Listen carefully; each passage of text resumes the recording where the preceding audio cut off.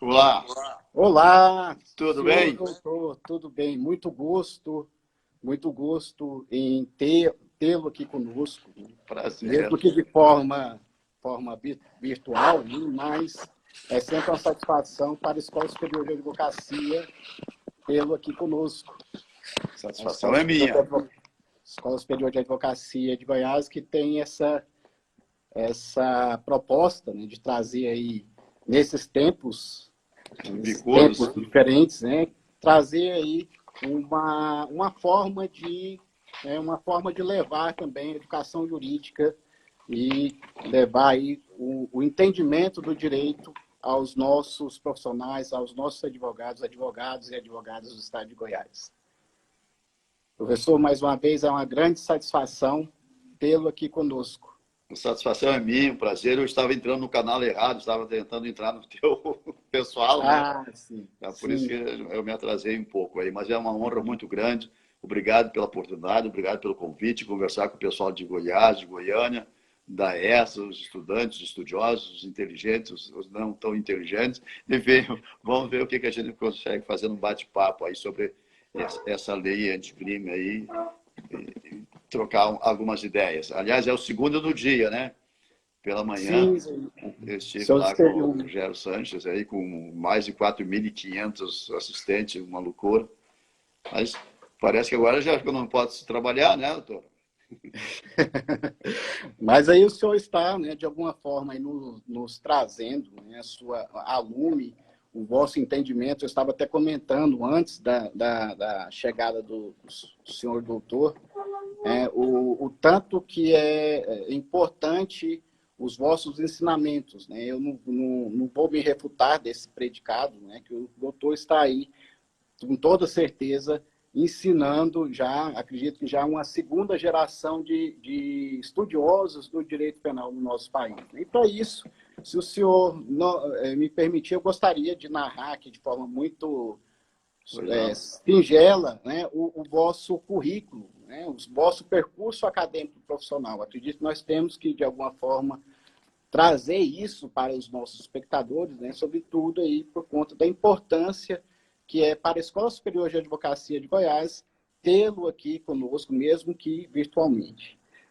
Professor, o doutor César Roberto Bittencourt é doutor em Direito Penal pela Universidade de Sevilha, tendo sido orientado aí por uma das grandes mentes, né, contemporâneas do direito penal espanhol, e acredito, eu que muito mais, não só da Espanha, né, mas também do direito penal latino, de um modo geral, né, que é o professor Munhoz Conde, procurador de justiça aposentado do Ministério Público do Rio Grande do Sul, advogado, professor convidado também de uma série de instituições de ensino no Brasil e também aí no exterior, com destaque, sobretudo, à Espanha. Um dos criadores e fundadores aí do programa de pós-graduação em Ciências Criminais da PUC do Rio Grande do Sul, sobretudo aí ministrando aulas no mestrado e doutoramento, a quem, se o senhor assim me permitir, gostaria de externar também os cumprimentos a dois diletos amigos que são professores, fazem parte do corpo docente desse programa que o senhor fundou, que é o Dr. Fábio Roberto Dávila, quem tive a oportunidade de trazê-lo aqui em Goiás, Grande fera.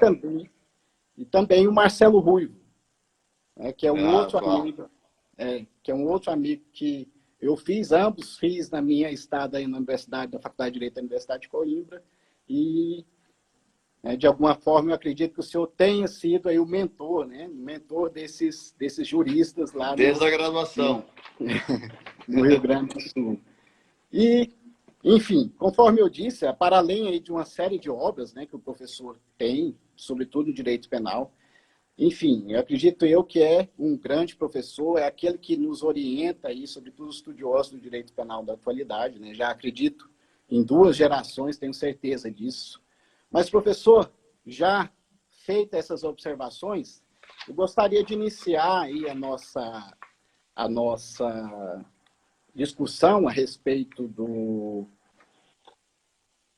pacote anticrime, né? E eu sei que o senhor é um tanto quanto que vivaz, assim, tem um espírito muito crítico em relação aos institutos de direito penal e que, de alguma forma, até mesmo aí eu percebo que o senhor também já está discutindo a constitucionalidade da Lei 3.964, né, a lei anticrime. Inclusive, aí nós temos uma ação declaratória de inconstitucionalidade, em que o senhor está assinando ali, juntamente com a Associação Brasileira dos Advogados Criminalistas, e eu gostaria, e nessa oportunidade, gostaria até de saudar aí um dos colegas nossos aí aqui de Goiás, que representa essa associação, que é o Alex Neder.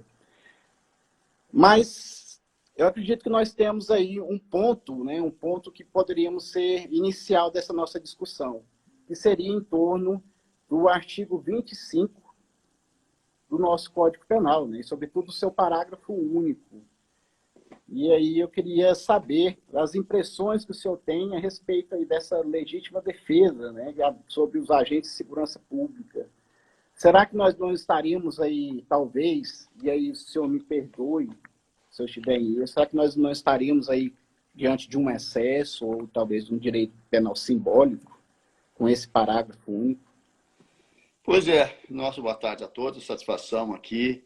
Realmente eu me manifestei sobre isso e se vê que isso que foi aprovado na Lei 13.964, graças a Deus, é muito menos grave que o projeto inicial lá, que era realmente o projeto anticrime. Na verdade, esse projeto só ficou com o nome de Lei Anticrime para homenagem, porque do projeto anticrime mesmo ambicionado lá atrás, praticamente quase nada, né? E esse texto ficou muito mais com o projeto do ministro Alexandre de Moraes do que aquele anticrime. Mas, enfim, essa é a identidade.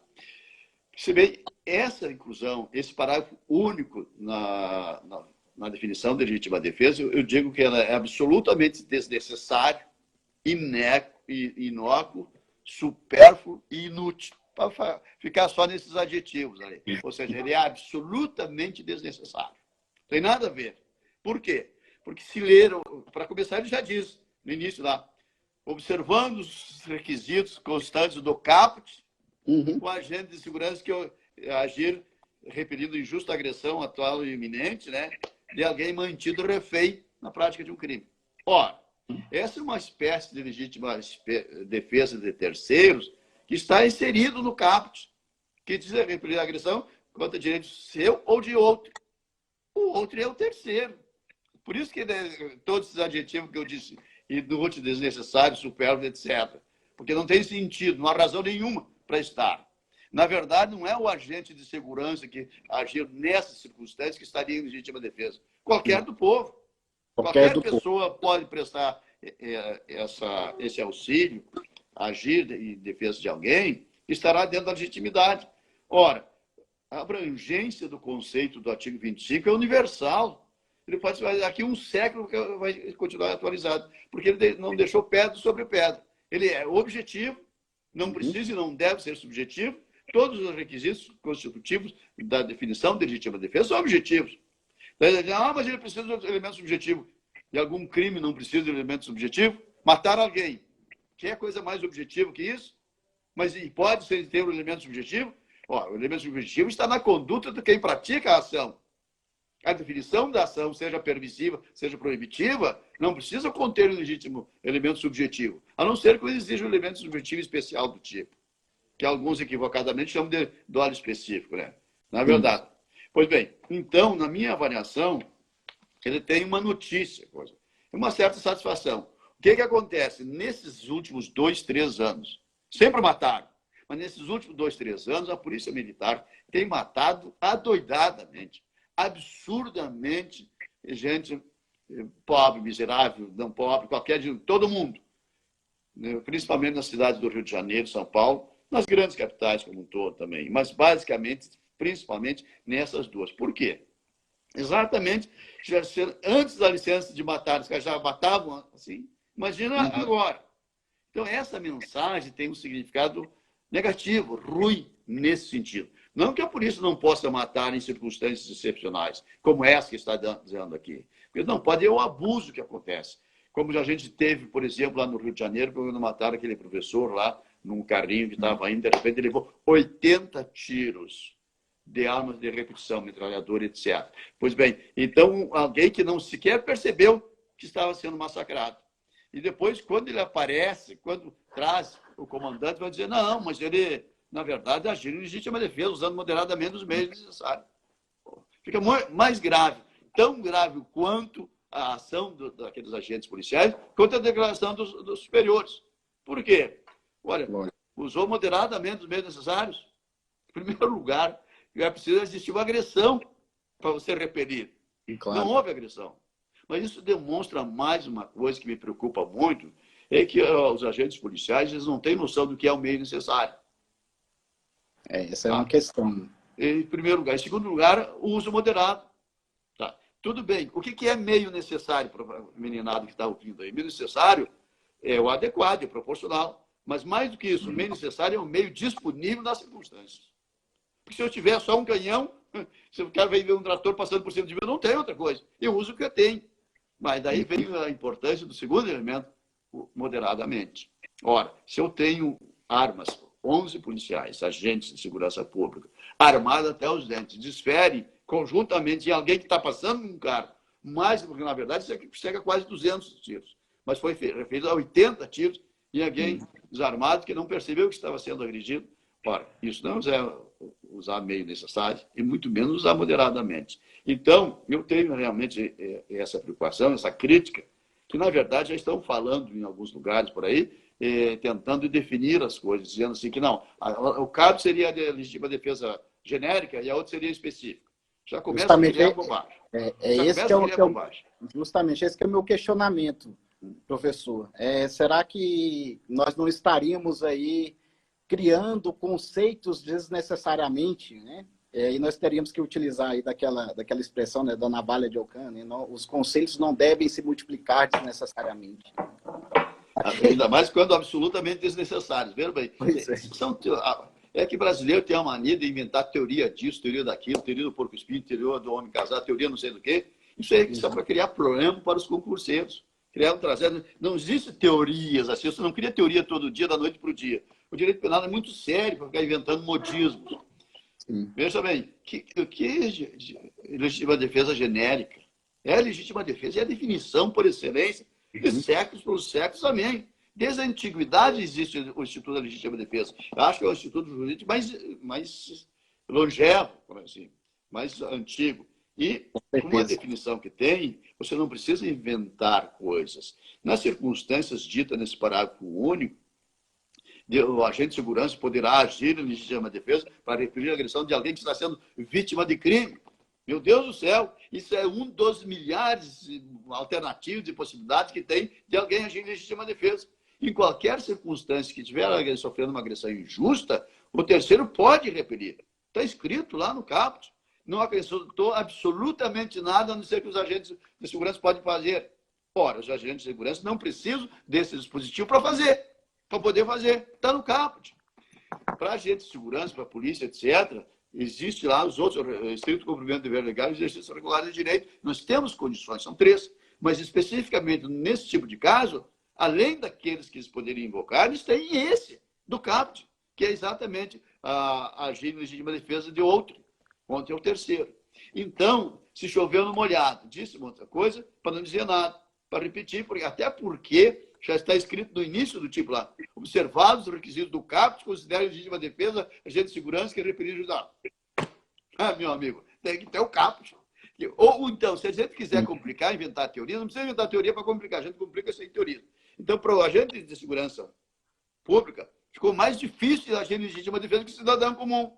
O cidadão comum basta satisfazer os requisitos da legítima defesa escrito no 25. Agora, o agente de segurança pública tem que cumprir todos os requisitos igualmente lá do caput, do artigo 25, e mais as circunstâncias de agir na circunstância de alguma forma, professor, não sei se o senhor concordaria comigo, mas seria um tiro no pé para a satisfação de uma classe?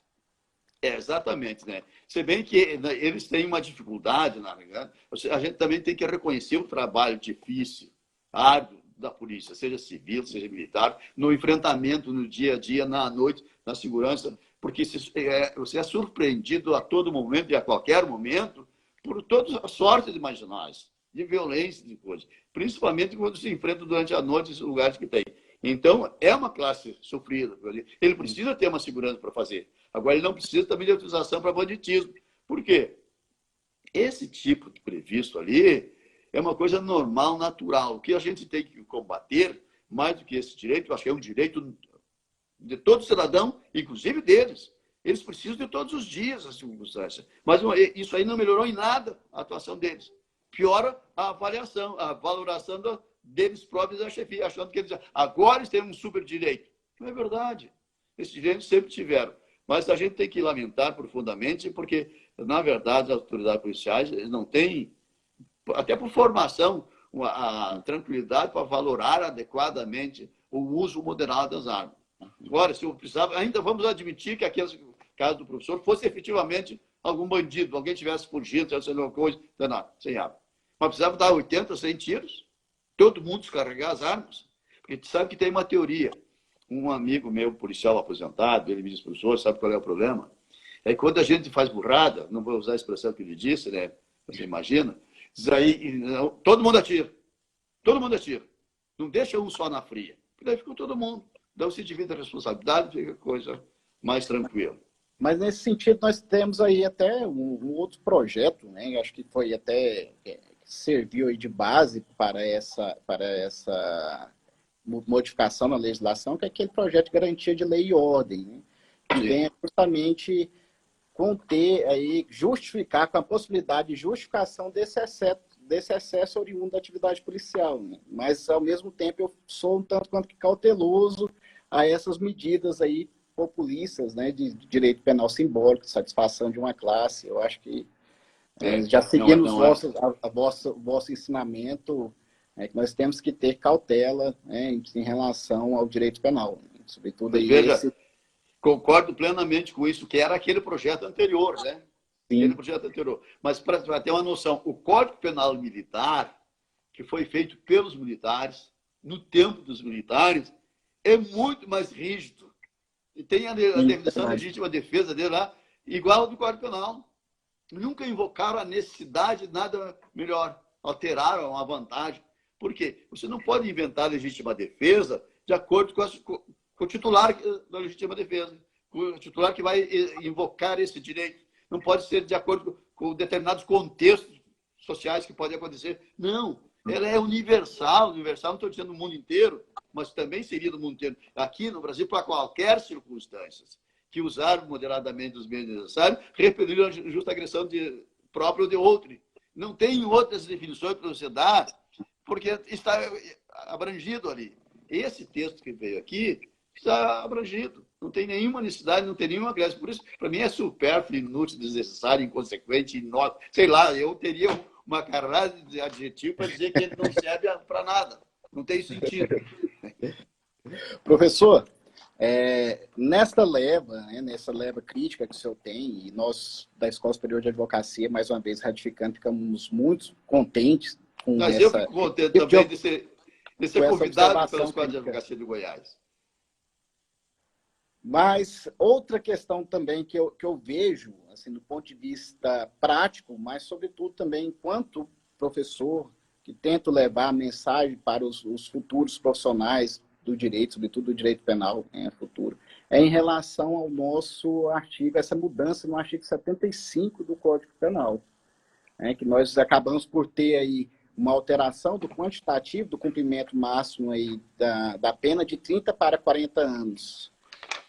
O senhor entende como sendo razoável essa defesa da constitucionalidade desse dispositivo sobre o argumento de uma maior expectativa de vida, por exemplo, da população brasileira, se comparada com 1984, né, que foi o período aí da reforma da parte geral do Código Penal?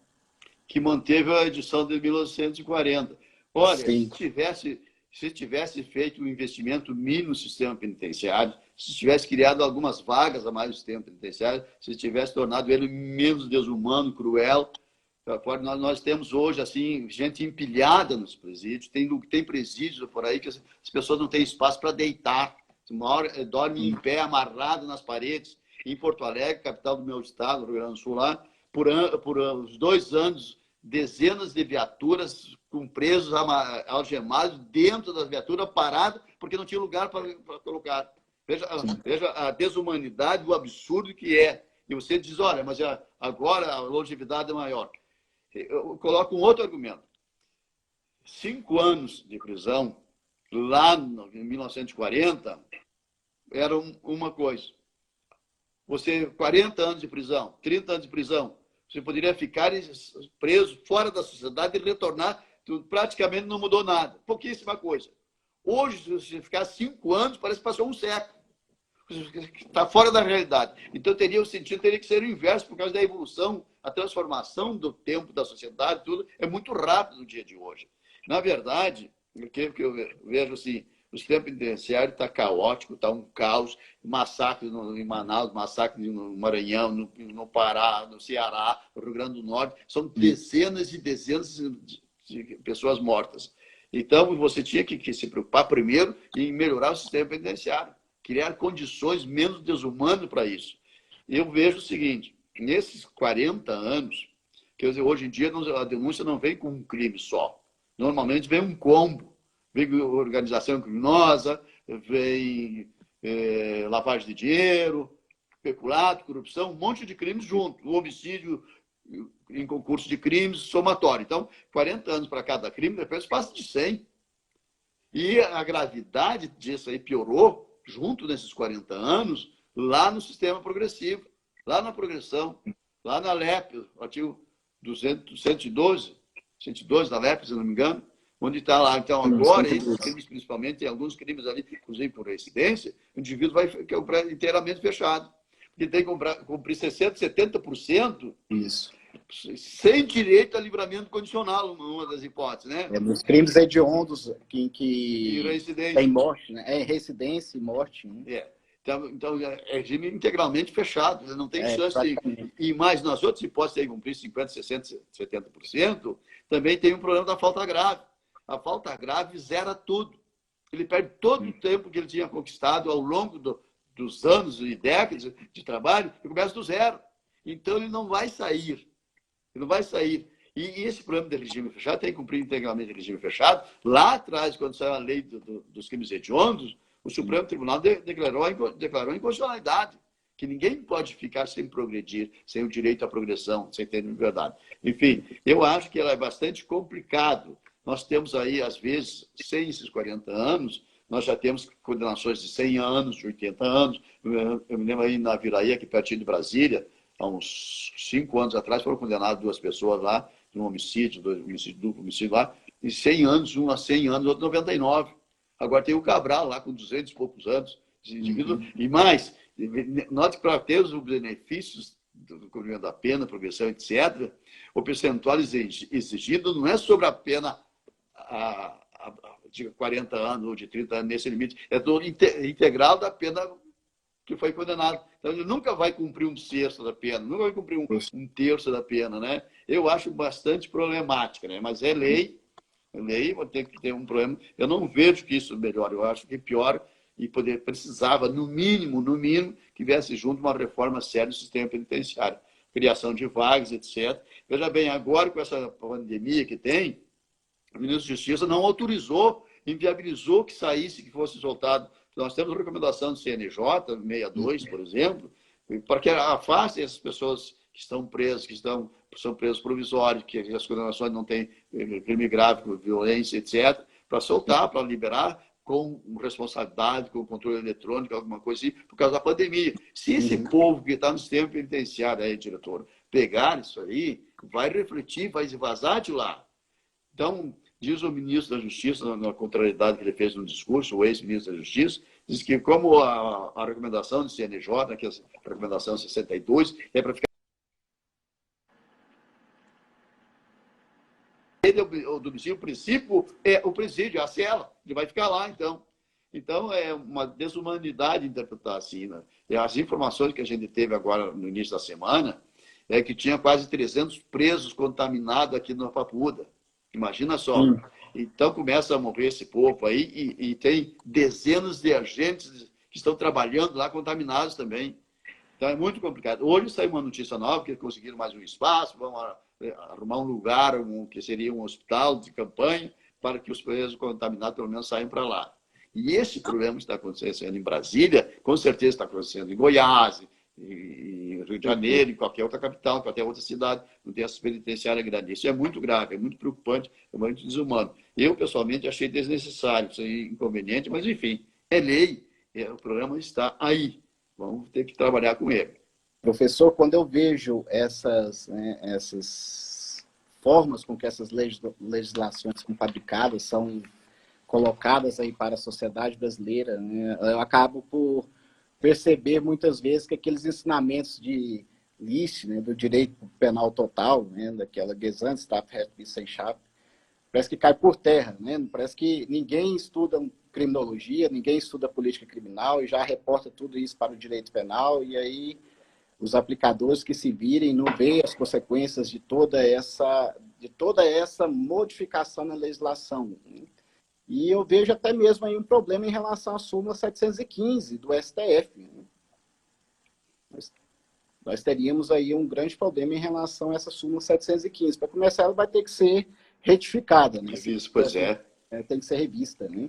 Concordo também. É preocupante, né? Porque a situação muda com o evoluir dos tempos, e determinadas súmulas também ficam preclusas, digamos assim, né? A realidade é outra. Professor, continuando então com a nossa conversa, eu gostaria que o senhor trouxesse para nós, aí, sobretudo, né, focado especificamente no mundo advocatício, da advocacia criminal, acho que uma questão que ganha muita discussão gira em torno do artigo 51, né, do Código Penal, essa modificação trazida aí, em relação à competência para execução da pena de multa.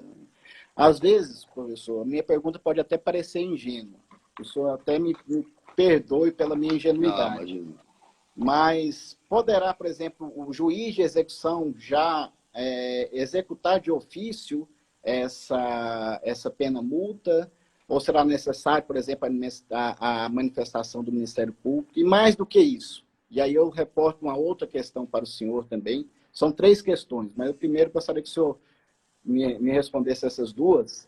E, por exemplo, na omissão do Ministério Público, porque lá nós temos a observação, lá no final do artigo 51, né, que é reportado aí a dívida ativa para outro agente público.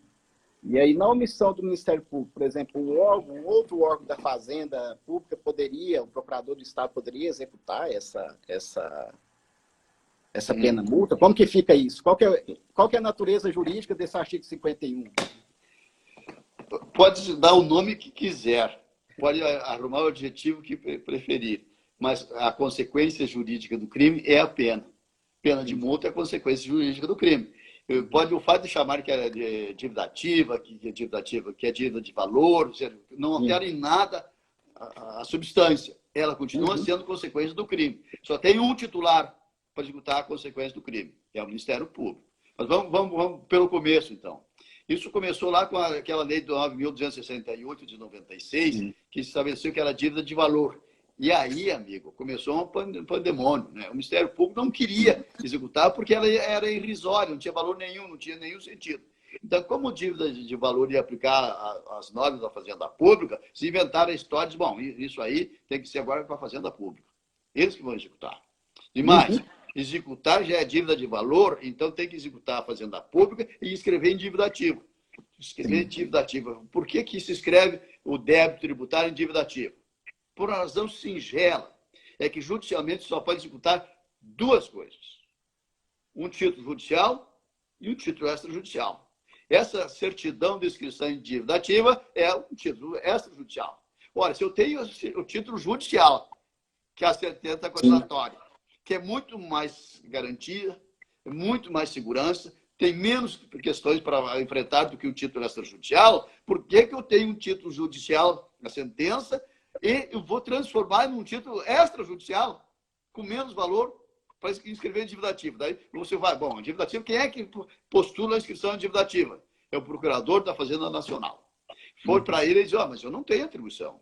Essa atribuição não é minha. Eu tenho uma lista de atribuições numerada na lei, então, assim, em todas elas não aparece isso. Eu não posso fazer. E se ele não faz, nunca fez, não vai fazer. Então, Eu fiz uma consulta, fez um parecer, disse, não é competência minha, não tem para escrever. E se pudesse escrever, qual é o destino da pena de multa?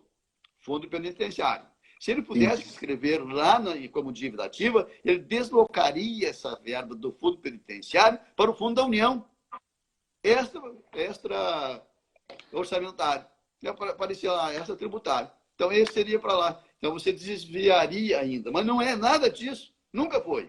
Quer dizer, eu continuei dizendo, desde 96, sozinho praticamente, que a competência não alterou em nada, absolutamente nada. Não altera a natureza da pena, da infração penal, e nem afasta a titularidade dos juízes das execuções, e muito menos do Ministério Público. Qual foi a razão da existência da transformação, isso em dívida de valor? Singelo, simplesinho. As pessoas não têm memória. Foi para impedir a conversão ou não pagamento em pena de prisão, como antigamente se fazia. Então, bom, tá bom. Então, é dívida de valor. Esquece disso. Não tem que converter em prisão. Não pode converter em prisão. É simples assim. Pois bem, eu fiquei batalhando a vida inteira, porque tenho a minha ideia, e eu estava sozinho. Jurisprudência, a doutrina de jurisprudência é tudo majoritário, no sentido contrário. Eu, na doutrina, sozinho, acompanhado de duas figuras que eu sei. Juarez Cirino dos Santos e o Checaire. Sérgio Salomão Checaire, igual sempre que escreve junto. Tem a mesma posição. Que é a verdade. Não mudou absolutamente nada. Eu tive hoje, às 11 horas, com uma live com o Rogério Sanches. Aliás, 4.500 pessoas acompanharam, né? Assim, daí, ele diz, não, o Rogério diz, eu digo para a minha turma, o César venceu. Ele estava sozinho nessa história, porque o que acontece? Agora sai a lei e vem e diz, realmente aqui, transitado em julgado de sentença condenatória, a mesma coisa. A multa será considerada pena de valor, aplicáveis às normas relativas à dívida ativa da fazenda. Mesma coisa. Só disse o que eu dizia sempre. Olha, para pararem com essa discussão, é dívida de valor, mas o juiz competente é a juíza da vara criminal, vara de execução.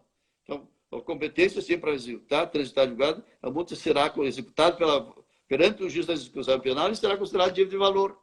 Ora, eu tenho a impressão que quem elaborou o projeto de lei gostava de mim. Pegou a minha ideia e diz, olha, César tem razão. É dívida de valor, será escrita, será executado pelo juiz criminal e com as normas lá da dívida ativa, as normas da Fazenda Pública. Então, aí tem um problema. Agora, quem é que vai executar? Não vamos mais discutir, né? Tá, já está definido. Então, é o promotor de justiça que atua junto com a vara de execução federal, execução criminal. Agora, se o Ministério Público não fizer, não falando, não, agora vai para a Fazenda. Espera um pouquinho. Espera um pouquinho. Sabe que a Fazenda não tem o que fazer? E por que o Ministério Público, que é titular, não vai fazer? Porque tem obrigação legal e institucional de fazer. Tá bom, daí tá bom. Então, não vai para a Fazenda. Desenfor, ele não vai fazer. O titular é o Ministério Público. Porque se é o Ministério Público, tudo bem que é poderoso, mas ele acha que ele pode escolher simplesmente, vai continuar escolhendo tudo. Eu não sei se o Ministério Público vai continuar, o Ministério Público é polícia. Eles querem ser polícia. O juiz quer ser Ministério Público.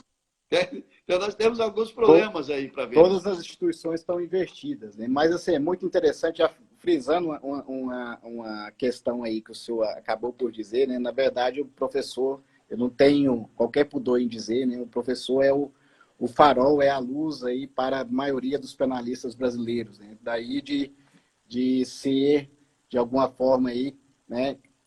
Ser voto vitorioso, né, em uma série de teses que são colocadas, sobretudo no vosso tratado aí de direito penal. Professor, mas nessa linha ainda do artigo 51, e como que ficaria essa questão do prazo prescricional? Nós ainda Bom, aí tem um outro problema. Os caras dizem, não, mas o prazo prescricional é da Fazenda Pública. Por quê? Por quê? Não, o que diz ali, será considerado dívida de valor, aplicáveis às normas relativas à dívida ativa da Fazenda Pública, inclusive no que concerne às causas interruptivas e suspensivas da prescrição. As causas interruptivas e suspensivas da prescrição são aquelas da Fazenda. A prescrição é aquela do Código Penal. Ela não mudou em nada. Os caras continuam tentando buscar alguma coisa para mudar. Por quê? O que tem a ver com a Fazenda Pública? Nada. As normas apenas assim, inclusive no que concerne as causas interruptivas e suspensivas da prescrição. Se fosse para estabelecer o prazo prescricional, teria dito. Nós temos o prazo prescricional do Código Penal. Esse é o prazo normal. Não pode alterar, não tem nenhum sentido, nenhum fundamento, nenhuma razão para isso. O prazo da prescrição da pena de multa continua sendo o mesmo previsto lá no nosso Código Penal. Está lá no artigo 114. Né? Pois bem, agora o importante nessa situação que tem ali é que, para mim, é muito importante, é a forma de fazer o cálculo da pena de multa. É triplo. É um sistema triplo. Só que não é aquele sistema do artigo 68 lá do Código Penal. Não é aquele. Aquele lá, exatamente para a 59, depois as agravantes e atenuantes, depois as majorantes, isto é, as causas de aumento. Né? Ora, nas penas de multa não tem causa de aumento, não tem majorante, não tem agravante. Por quê? Vamos lembrar como é que era o Código. Então, o Código estabelecia pena de tanto a tanto de prisão e de tanto a tanto de multa, naqueles casos que cabia multa. Ele estabelecia a quantidade de multa de acordo com a gravidade do crime. O sistema de multa superou isso, afastou, não tem mais importância. Né? Então, passa a ser, de uma forma diferente, é a gravidade do crime que vai estabelecer. Então, ele tem previsto nos tipos penais que aplicam multa, especificamente, pena de prisão de tanto a tanto e multa. E multa, e multa. Pois bem, agora, como é que você faz essa execução? O sistema trifásico. Mas é um sistema trifásico da própria multa, da própria pena de multa, que tem o seu próprio sistema. Está dentro da lei. Por quê? O artigo 68 se aplica lá para as penas de prisões, porque eu tenho 59, tem agravante de atenuante para fazer a segunda operação e tem a terceira operação das causas de aumento. Isso não existe no sistema de dias-multa. Acontece o seguinte, nós temos o artigo 49 e 52, que estabelece todas as normas do seu próprio sistema dias-multa, além do artigo 58 e 60. Então, nós temos a seguinte situação. Temos 3 fases de aplicação da pena de multa. Tem o seu próprio sistema previsto no Código Penal. Primeira fase, artigo 49. Tá? Você tem que encontrar a quantidade de dias-multa entre 10 e 360. O mínimo de 10 e o mais de 360. E para encontrar a quantidade de dias-multa, você examina todos aqueles elementos, a gravidade do crime, lógico, primeiro, aqueles elementos do artigo 59, as agravantes e atenuantes, casos de aumento e de diminuição, que existir. Esse combo tudo está na primeira fase para você encontrar a quantidade de dias-multa de 10 a 360. Encontrado a quantidade de dias-multa examinando esses aspectos, você passa na segunda fase. O que faz na segunda fase?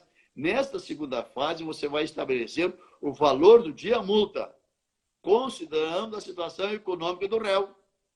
Então, você vai fazer uma avaliação do quanto esse sujeito provavelmente ganha por dia. Então, nessa circunstância, com a capacidade econômica do réu, você vai estabelecer o valor do dia-multa, de 1/30 do salário mínimo até 5 salários. Este é o valor, este é o sistema para você encontrar. Claro, você tem que apontar pelo menos 10 dias, então 10, 30 avos, né, do salário mínimo, 1/3, e até 5 salários mínimos. Essa é a segunda fase para estabelecer o valor do dia-multa. Mas tem a terceira fase, que nem sempre é necessário. Como também lá no 68, se não tiver majorante e minorante, não tem a terceira fase. Aqui na pena de multa, se o indivíduo, por exemplo, tiver aplicado o suficiente na primeira fase, a quantidade de dias, e na segunda fase, o valor do dia-multa até 3 salários mínimos, até 5 salários mínimos, né? Bom, esse é o valor. Mas você pode achar que, pelas circunstâncias do réu, isso pode ser pouco, porque a condição é mais grave, e é um cidadão que tem muito dinheiro, que ele pode muito mais, então se faz a terceira fase. Nesta terceira fase, tu vai fazer, então, examinar as circunstâncias econômicas do indivíduo, que podendo elevar até o triplo. Em vez de 5 salários mínimos, você pode elevar até 15 salários mínimos por dia. Mas nota que você não tem chance, não tem oportunidade para fazer aumento de dias-multa. Os dias-multa estão lá só na primeira fase, 360. Ou seja, não para saber a fortuna dele, né? Exatamente. Não é como lá no artigo 68. O senhor não tem que ir na segunda fase, vai aumentar uma quantidade de dias porque tem agravantes. Vou aumentar na terceira fase uma quantidade de dias porque tem majorante. Não é isso. O sistema de multa tem o seu próprio sistema. Então, essa é a questão muito importante para mim, e o sistema traz no Código Penal, está muito claro. Então, diz que o sistema de multa é de origem nórdica. Não é. Não é, nunca foi. Tem uma, eu citei até no meu doutorado, a falência de prisão, que é uma escandinava, em Kelly, que ela diz que o sistema de multa não é o sistema nórdico. E alguns argentinos antigos eles disseram, olha, o sistema de multa é brasileiro, não é nórdico. E nós negamos a paternidade. O que acontece? Dizem que é nórdico, o Tirã, lá em 1916, inventou um projeto dele que aplicava esse sistema de multa.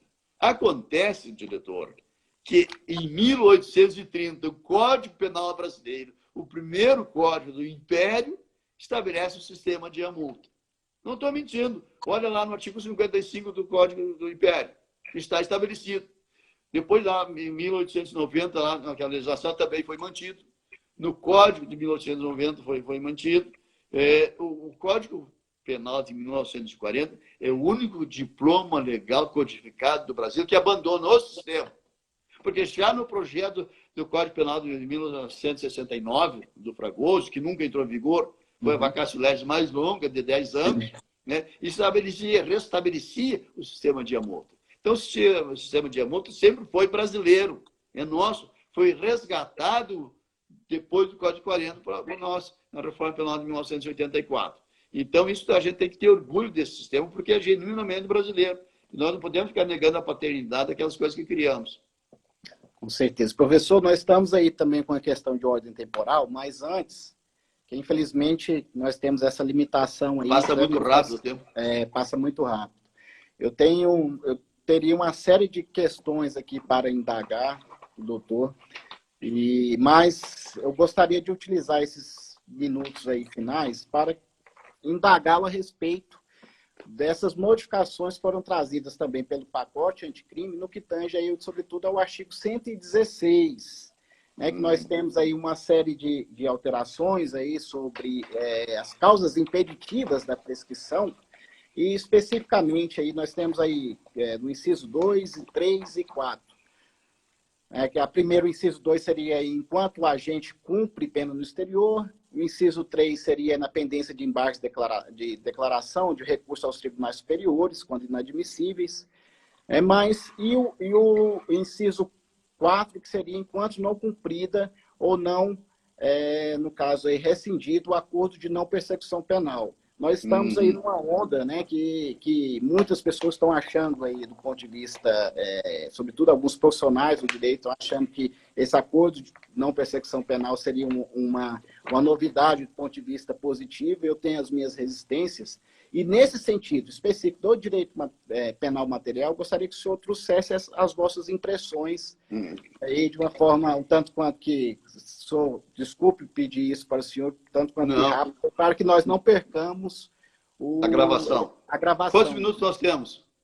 Acredito que nós teríamos aí mais 7 minutos. Nossa, rapidinho, viu? Aquele inciso segundo, então, lá, acrescentando, lá, enquanto a gente não cumpre pena no exterior, só mudou o estrangeiro. Era estrangeiro, a gente mudou para o exterior, então não alterou absolutamente nada. Quanto ao terceiro, na pendência de embate de declaração de recursos dos tribunais superiores, quando inadmissíveis. Só para ter prazo, bem rapidinho aqui. Acontece o seguinte, você pode ser admitido e negado. Esse não tem problema. E daí ele sobe. Você entra com outro recurso para subir, né? Então, é só no caso que for absolutamente inadmissível. Os caras não conhecem. Não conhece porque não era caso de coisa. Quando ele conhece, ainda que julga improcedente, não suspende.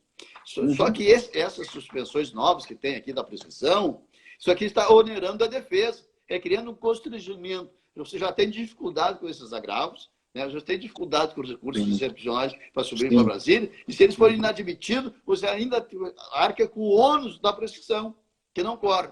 Ora, já são negados assim totalmente. Eu verifiquei os levantamentos. Será que não seria uma espécie aí, né? Desculpe, o senhor falando, me veio isso à mente, uma espécie de reformar-se em impédios indireta, né? Que aí acaba o pessoal fica inibido, né? O senhor onera a defesa. Acontece que os recursos excepcionais RESP são 2 por 1000 que sobem sem agravo. 2 por 1000 sobe por agravo. que é uma norma, eu queria falar um monte, mas não dá. Uma norma não admitir, não confessar, que é para não negar. É para negar. Nega todo mundo. Os estaduais e os federais é negar. Essa é a regra. Então, só sobe 2 por mil direto. Essa é uma regra. Então, teria um grande problema. Enquanto não cumprido ou não rescindido o acordo de não persecução penal. Esta é a novidade. E esta aqui, que é extremamente importante, porque, para mim, isso aqui é inconstitucional. Nós temos aquela DI lá, que elaboramos, exatamente alegando a inconstitucionalidade, inclusive, desse aqui. Por que ela é inconstitucional? Na minha visão, esse acordo, esse artigo 28A, ele tem 2 problemas da inconstitucionalidade. Primeiro, a confissão. O sujeito não sendo o caso de arquivamento e tendo investigado confessado, formal e materialmente da prática da infração penal, sem violência grave e ameaça, com pena mínima inferior a 4 anos. Em primeiro lugar, ele é inconstitucional porque obriga a confissão. Viola a presunção de inocência. Eu poderia desenvolver aqui, mas não dá tempo, tá? Então, é inconstitucional. E o segundo é inconstitucional porque ele desloca, na minha avaliação, 80% dos crimes previstos no Código Penal para o Ministério Público. É o código que eu chamo de desjurisdicionalização. Então, isso é uma gravidade muito séria. Retira praticamente 80%, 90% dos crimes do Código Penal para o Ministério Público. Eu digo que tem juiz que vai ficar sem emprego, juiz criminal, não tem o que fazer. Tem estrutura para fazer isso aqui. Tem que criar toda uma estrutura cartorária, de funcionário, de distribuição, etc., para fazer isso. Será um inferno. E mais, o cidadão fica nas mãos, sem jurisdição, sem o controle jurisdicional. Então, isso aí eu teria que fazer uma palestra só sobre esse aspecto, que é muito grande, mas é extremamente importante. E tem um engano aqui. As pessoas não tem problema, porque são coisas de medidas alternativas. É pena inferior a 4 anos. Leram errado. Não é pena inferior a 4 anos. É a pena mínima inferior a 4 anos, não a máxima. Leram errado. Pena mínima inferior a 4 anos. Então, são crimes graves, até crimes graves, gravíssimos. Por exemplo, o Código Penal, pena mínima inferior a 4 anos, pode ter a máxima de 12. Por exemplo, corrupção, ativo e passivo. Sim. Peculato. Qual é a pena? Mínima de 2 anos e a máxima de 12. Né? Isso. Ora, então é para verificar assim, a possibilidade. Lá nos crimes, os crimes extra-código, na legislação extravagante, pensa comigo. Eu não me lembro de nenhum crime que tenha a pena mínima de 4 anos. Nenhum. Organização criminosa, lavagem de dinheiros, todos os mais graves, a pena mínima de 3 anos. Então, significa dizer que todos esses crimes da legislação extravagante vão tudo para o Ministério Público para ele fazer o julgamento, fazer o acordo, propor o acordo e as condições. Então, tem um problema também de propor acordo para fatos atípicos e obrigar as pessoas. Enfim, e o Ministério Público, que faz, eu estou levantando a inconstitucionalidade, a Abracris está levantando, eu como advogado e o presidente, desse acordo, desse artigo 28 também, do 91A também. Por quê? Veja bem, então ele afasta, altera a jurisdição sem norma, sem legitimidade, porque tem uma norma constitucional, retiraria o poder judicial do Ministério Público, do Judiciário para o Ministério Público. Se fosse até inferior a 4 anos, estaria ótimo, mas aqui não dá, é muito grande. E pasme, o Ministério Público entrou arguindo inconstitucionalidade de parágrafo desse artigo 28, quando a lei aqui limita, de certa forma, um pouco de abuso do Ministério Público. O parágrafo 5º, se os juízes considerados inadequados e insuficientes ou abusivos das condições de repósito da não persecução penal, devolverá ao Ministério Público. Então, o Ministério Público não quer essa conferência do juiz, isso é inconstitucional, está invadindo o poder do Ministério Público. 7º, o juiz poderá recusar a homologação à proposta que não atender os requisitos legais e devolver ao Ministério Público. Diz que é inconstitucional. O juiz não pode fazer nada, o Ministério Público faz o que quer, senão é inconstitucional. O 8º também, se recusado a homologação, o juiz devolverá os autos do Ministério Público para análise da necessidade de complementação ou oferecimento de denúncia. Então, além de ser, para mim, a meu juízo inconstitucional do artigo 28, pelo excesso, que desloca para lá, eu até acho que poderia, mas até a 4 anos, inferior a 4 anos, da forma como está o esvaziamento do poder jurisdicional e com sérios e graves prejuízos ao cidadão, que não tem condição de se defender, não tem a garantia do poder judiciário e fica sem os recursos dos tribunais todos para fazer. Eu teria muita coisa para falar sobre isso, né? Mas também não quero atrapalhar para impedir, por exemplo, a gravação pegar esse texto. Não deu para falar, entrei atrasado no negócio e fiquei demais falando de coisa que é menos interessante. Peço Não, desculpa e agradeço. professor, nós que de alguma forma nos sentimos lisonjeados com a presença do senhor aqui, mesmo que virtualmente, ter se disponibilizado para estar aqui conosco. E a Escola Superior de Advocacia de Goiás, ela tem um hábito de, ao final das lives, trazer algumas frases, sobretudo frases de efeito das pessoas que aqui estão, vamos colocar aí, dos nossos palestrantes. E a frase aí que nós achamos interessante, que foi extraída da fala do senhor, foi: o direito penal é muito sério para ficar criando modismos. É verdade. Foi meio sem querer, né? Mas eu digo mais assim, que a gente está tão mal com essa seriedade, com a gravidade das circunstâncias, que não há paridade de armas. Não existe mais contraditório. Porque Sim, é outra questão, né? Quando a defesa entra no processo e no trabalho, o Ministério Público já produziu toda a prova. Ao longo dos anos, 1, 2, 3, 4, 5, 10 anos produzindo prova. Daí, sem contraditório. Daí, quando você é citado, tem 10 dias para responder tudo isso da prova que já está pronto. Tu não tem o que fazer no processo penal, porque a acusação já fez tudo. Isso não é contraditório. Não há respeito à paridade de armas. Então, nós temos aí uma outra frase também, né? Que não há paridade de armas entre acusação e defesa. É verdade, porque quando o processo inicia, né? De alguma forma, quando o processo já inicia, já produziu toda a prova, mesmo que sigilosamente. Seria mais ou menos esse sentido, né, professor? É verdade. A gente não quer perder o tempo, porque falando demais é muito pouco. Eu perdi 5, 6 minutos na entrada, aqui eu estava entrando no canal errado, e tanta coisa para falar, e falando demais em determinados pontos, e falta outros, que seria interessante, muito interessante, principalmente quem estuda, tem informação aí. Na verdade, nós temos o livro está saindo aí, está atualizado a edição de 2020 do tratado, com toda essa lei, inclusive aquela do suicídio. E também tem um livro, Reforma Penal, era para estar chegando agora, vai chegar lá para o final de junho, por causa da pandemia, que é examinar todas essas alterações da lei, das duas leis. Está junto aí. Infelizmente, atrasou tudo com essa pandemia, né? Agradecendo a oportunidade. Professor, mais uma vez, nós que agradecemos. Muito obrigado por essa oportunidade. Eu gostaria também de trazer aqui para as pessoas que ficaram, que nos assistiram, dizer que esta live será gravada, será direcionada também para o canal da ESA Goiás no YouTube. Professor, muito obrigado e espero tratar desses temas, né, algumas questões que ficaram aqui, que eu gostaria de indagar ao senhor, em outra oportunidade. Talvez nós possamos aí marcar uma outra live para suprimir aí a ausência, algumas lacunas daquilo que o senhor queria tratar também, né, que infelizmente por questão de ordem temporal nós não conseguimos.